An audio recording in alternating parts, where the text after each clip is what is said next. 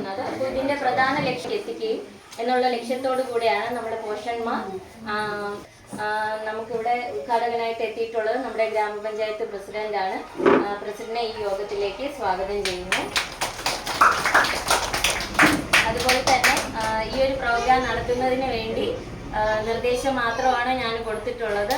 ഇന്നത്തെ പ്രോഗ്രാം എല്ലാം കണ്ടക്ട് ചെയ്തേക്കുന്നത് നമ്മുടെ അംഗൻവാടി പ്രവർത്തകരാണ്. അവരെയും ഈ വേദിയിലേക്ക് സ്വാഗതം ചെയ്യുന്നു.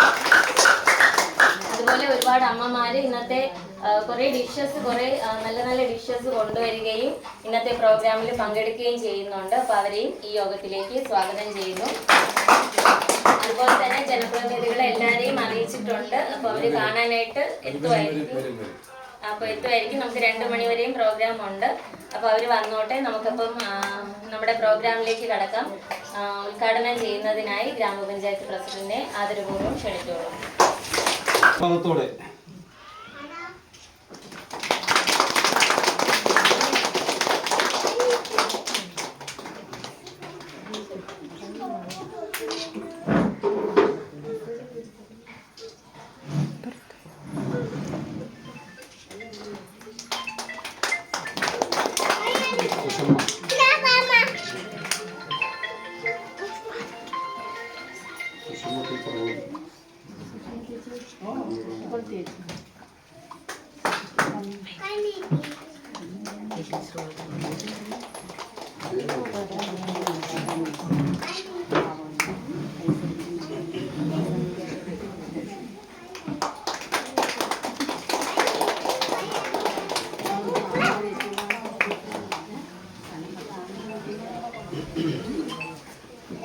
പ്രിയമുള്ളവരെ, ഇന്ന് നമ്മുടെ പഞ്ചായത്ത് തലത്തിലുള്ള പോഷകാഹാരങ്ങളുടെ പ്രദർശനമാണ് ഇവിടെ സംഘടിപ്പിച്ചിട്ടുള്ളത്.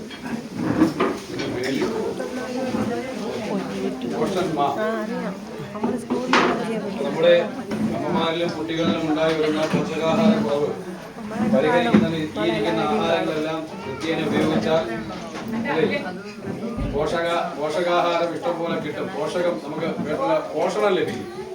നമ്മുടെ ശരീരത്തിന് ആവശ്യമായ പോഷണം ലഭിക്കും. അതിന്റെ ഒരു പ്രചരണാർത്ഥമാണ് ഇവിടെ ഒട്ടനവധി വിഭവങ്ങൾ. പക്ഷെ നമുക്ക് പോലും അറിഞ്ഞുകൂടാ. അതായത് ഇരിക്കുന്ന മുരിങ്ങയിൽ നിന്നുള്ള അച്ചാറാണ്.